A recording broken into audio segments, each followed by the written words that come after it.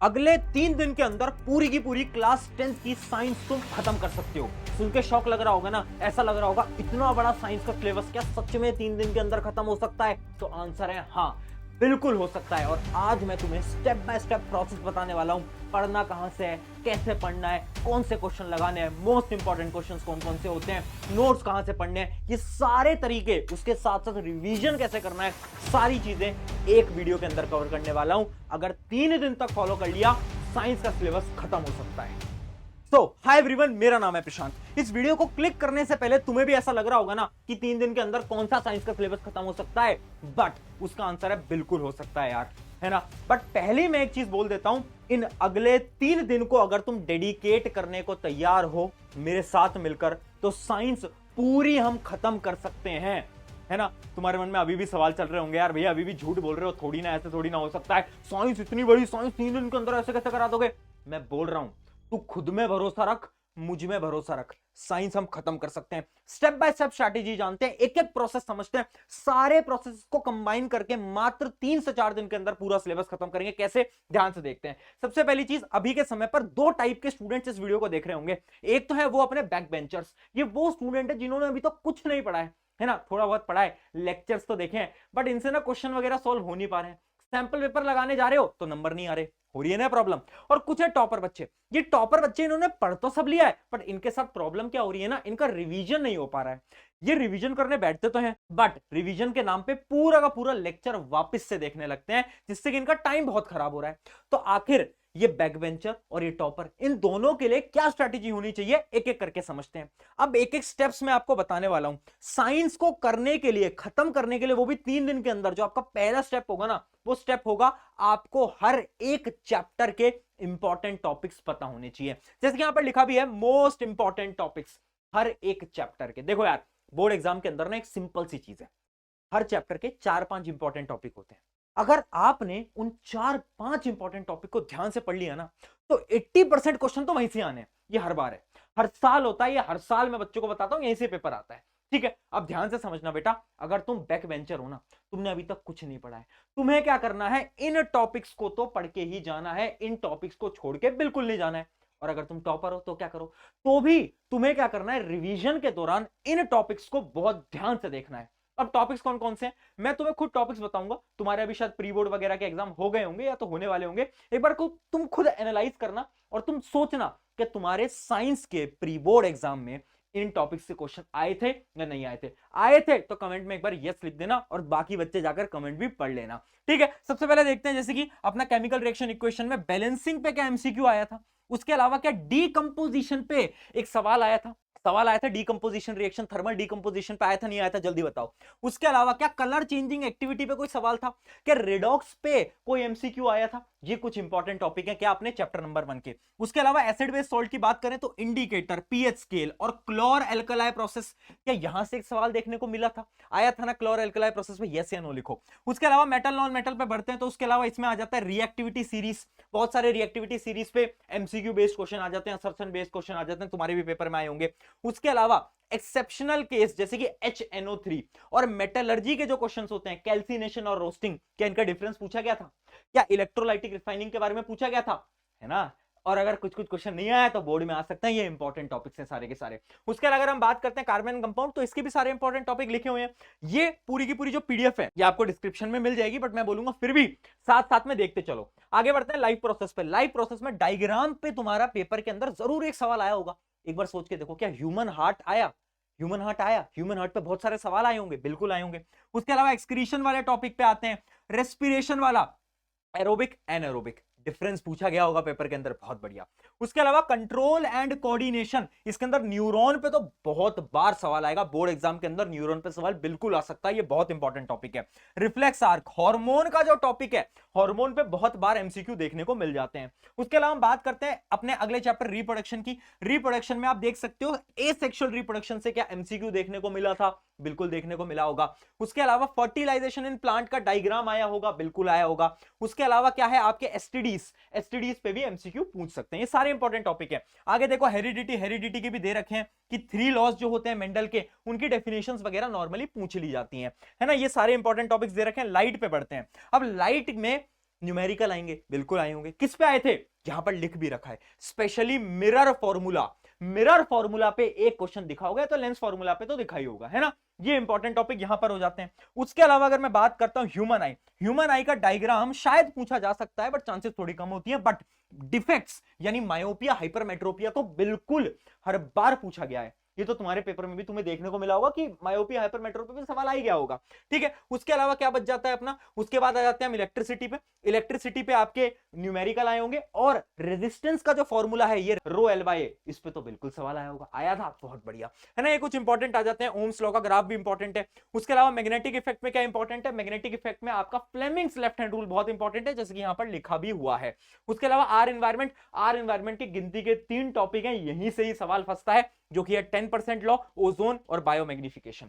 बस अब तुम्हारे मन में सवाल उठ रहा है, भैया पर 3 दिन है, ये बताओ कैसे पढ़ेंगे, इतने सारे टॉपिक है, कैसे कर पाएंगे। मैंने कहा देख यार, सिंपल सी बात है, अब अगर तू लंबी लंबी वीडियोस देखने बैठ रहा है, 1.5 2 घंटे की वीडियोस देखेगा, तो शायद नहीं हो पाएगा, है ना। बैक बेंचर के लिए, अगर तुम टॉपर हो, तुम्हारा कोई टॉपिक वीक है, तो हाँ तुम बिल्कुल लॉन्ग वीडियो देख सकते हो। बट अगर तुम बैक बेंचर हो, लॉन्ग वीडियो का टाइम नहीं है। क्यों, क्योंकि तुम्हें एसएसटी भी पढ़नी है, हिंदी भी पढ़नी है, इंग्लिश भी पढ़नी है, मैथ भी पढ़नी है, टाइम नहीं है ना। तो अब हम क्या करेंगे, पढ़ना कहां से, मैं आपको फिर से बता रहा हूं, रैपिड रिवीजन। साइंस के हर एक चैप्टर को 15 से 20 मिनट या फिर 25 मिनट के अंदर मैंने खत्म कर रखा है, बिल्कुल उसको आप करोगे रैपिड रिवीजन। या फिर अगर रैपिड रिवीजन कुछ बच्चों को पसंद नहीं आ पा रहा है ना, तो क्या करो ना, तुम नोट्स उठा लो यार। मैंने अपने नोट्स इतने सिंपल सिंपलीफाइड नोट्स बनाए। देखो, या तो तुम अपने दोस्त के नोट्स उठा लो जो कि टॉपर है, अगर तुम्हारा कोई दोस्त ऐसा नहीं है तो तुम क्या करो, प्रशांत भाई के नोट्स उठा लो, है ना। नोट्स मैंने आपको बहुत बार दिखा भी रखे हैं, बहुत सिंपल, बहुत ऐसे चार्ट के फॉर्म में नोट्स बनाए गए हैं। तो एक चैप्टर मात्र 5-6 पेजेस के अंदर अपन ने समाप्त कर दिया है। तो आप नोट्स उठा लेना, रैपिड रिवीजन कर लेना, जो भी आपको पसंद आता है, बट फटाफट करना है बेटा, टाइम नहीं लगाना। अब भैया क्या इतना ही काफी है, मैं बोलूंगा बिल्कुल नहीं। इसके बाद आ जाते हैं क्वेश्चन प्रैक्टिस। क्वेश्चन प्रैक्टिस अगर तुम नहीं करते ना, नंबर भूल जाओ। गलती हम क्या करते हैं ना, हम लेक्चर देखे जा रहे हैं, इनका देख लेते हैं, उनका देख लेते हैं, ये कर लेते हैं, वो कर लेते हैं, बट क्वेश्चन सॉल्विंग आती है तुम्हें? अभी मैं एक न्यूमेरिकल कराऊंगा, कर लोगे तुम? अगर मैं तुमसे कोई थ्योरेटिकल क्वेश्चन पूछूं बायोलॉजी का, बता दोगे तुम? नहीं बता पाओगे। क्वेश्चन प्रैक्टिस नहीं कर रहे हो भैया, टाइम कम है, कैसे कर पाएंगे? 3-4 दिन के अंदर हमें क्वेश्चन प्रैक्टिस भी करनी है, थ्योरी भी करनी है, आप इंपॉर्टेंट क्वेश्चन दे दो ना। मैंने कहा बिल्कुल दूंगा, तुम्हारे लिए खड़ा हूं यहां पर, ठीक है। तुम मांगोगे ना तो क्वेश्चन मैं बिल्कुल तुम्हारे लिए लेकर आया हूं। और अगले 3 दिन यानी आपका 22 of January, 23 of January and 24 of January को हम 3 दिन लगातार सेशन लेने वाले हैं, और उस सीरीज का नाम है गॉड सीरीज, GOD सीरीज।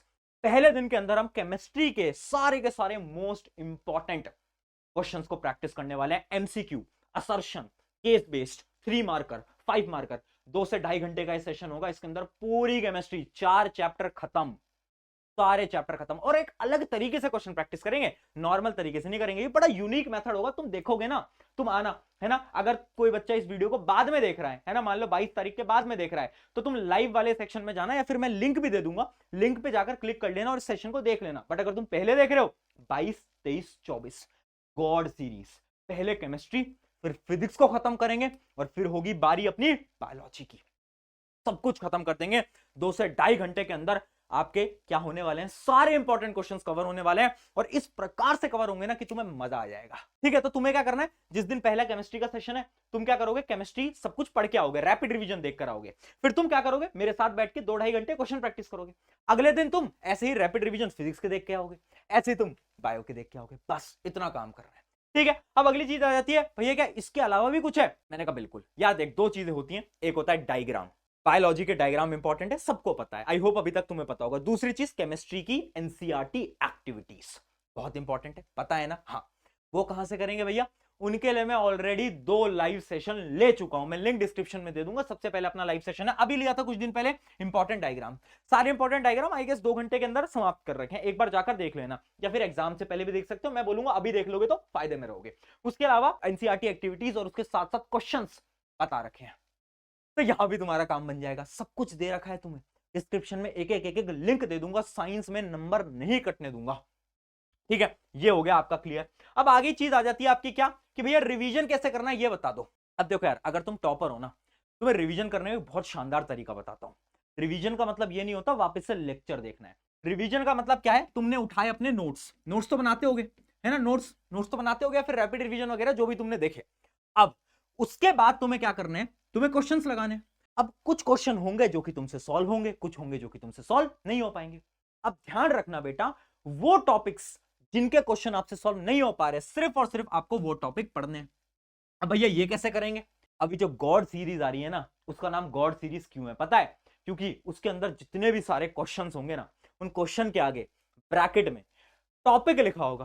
तो इमेजिन करो तुमसे क्वेश्चन नंबर 3 सॉल्व नहीं हो पाया, तो उसके बगल में ना मैंने वहां पर टॉपिक लिखा होगा, तो तुम्हें पता चल जाएगा अच्छा यार मुझे ये वाले टॉपिक मेरा वीक है, इसके क्वेश्चन मुझसे सॉल्व नहीं हो पा रहे। तुम्हें क्या करना है, वापस से उस टॉपिक का रिवीजन कर लेना है बस। इस वजह से ये गॉड सीरीज है यार, है ना, ये कोई छोटी मोटी सीरीज नहीं है। चलो आ जाना, है ना। अब ये रिवीजन का सारा इस प्रकार से आप रिवाइज करोगे और फटाफट से फाइनल टिप्स की तरफ आ जाओ। पहली फाइनल टिप होती है राइटिंग प्रैक्टिस। याद रखो, जितना ज्यादा लिख सकते हो लिखो। मैं बोल रहा हूं जब भी टाइम मिल रहा है ना, कोई क्वेश्चन तुम्हारे सामने आता है उसको लिखना स्टार्ट कर दो। क्यों, क्योंकि हो क्या रहा है ना, हम लिखते ही नहीं है ना, हमें पता ही नहीं कि आंसर को लिखना कैसे होता है, और वहीं पर ही बोर्ड एग्जाम के अंदर नंबर कट सकते हैं। बट तुम प्रैक्टिस करते रहना, सैंपल पेपर वगैरह लगाते रहो जितने लगा सकते हो। उसके अलावा मोर क्वेश्चंस करते रहो, क्वेश्चंस मैं करा भी रहा हूं, तुम्हें बता ही दिया है। अगली चीज टाइम डिस्ट्रीब्यूट, समय डिस्ट्रीब्यूट करो। किसके अंदर समय डिस्ट्रीब्यूट करें, यार देख तूने पूरे साल भर बहुत खेला कूदा, मस्ती मजाक करे, दोस्तों के साथ फ्री फायर खेला है तू, तुझे भी पता है ना, अंदर से तेरे को मालूम है कि हाँ यार पूरे साल भर शायद उतनी मेहनत से पढ़ाई नहीं करी है, मालूम है ना। अब टाइम को बचा और अपने टाइम को अपनी पढ़ाई में डिस्ट्रीब्यूट कर। कैसे डिस्ट्रीब्यूट कर, साइंस पढ़ रहे हो तो ऐसा नहीं कि एक ही सब्जेक्ट पढ़े जा रहे हो, यानी एक सब्जेक्ट का वही टॉपिक जो कि तुम्हें पसंद है। कुछ बच्चों को इलेक्ट्रिसिटी बहुत पसंद होता है, तो पूरा समय वो इलेक्ट्रिसिटी के अंदर घुसे रहते हैं। नहीं यार, अगर तेरी बायोलॉजी वीक है ना, तुझे पता है ना, तुझसे रटने वाली चीजें नहीं हो पाती, पता है ना तुझे। अगर तेरी बायोलॉजी वीक है तो बायोलॉजी पर टाइम लगा, अगर तेरी फिजिक्स वीक है तो फिजिक्स पर टाइम लगा, समझ रहे हो ना। तो जो वीक है उस पर थोड़ा ज्यादा समय लगाना पड़ेगा, टाइम को दिमाग से डिस्ट्रीब्यूट करना पड़ेगा। और लास्ट चीज, फिजिक्स के न्यूमेरिकल्स। फिजिक्स के न्यूमेरिकल इस साल हल्के से टफ आने वाले हैं, पहली मैं आपको बता देता हूं, स्पेशली इलेक्ट्रिसिटी चैप्टर के।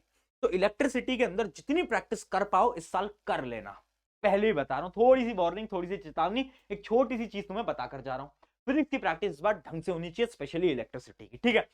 इस फ्लो के साथ 3 दिन के अंदर साइंस को खल्लास कर देंगे, खत्म कर देंगे, टेंशन नहीं।